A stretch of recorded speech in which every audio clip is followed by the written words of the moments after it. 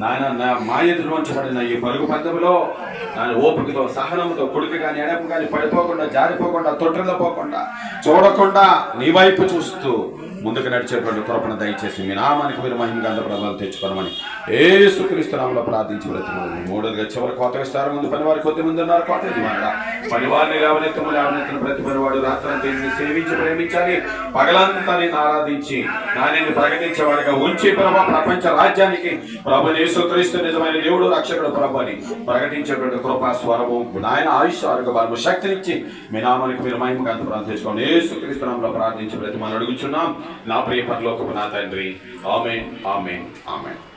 పరలోకమందున్న మా తండ్రి, నీ నామము పరిశుద్ధపరచబడును గాక, నీ రాజ్యం వచ్చును గాక, నీ చిత్తం పరలోకమందు నెరవేరినట్లు భూమి యందును మా యందును నెరవేరును గాక.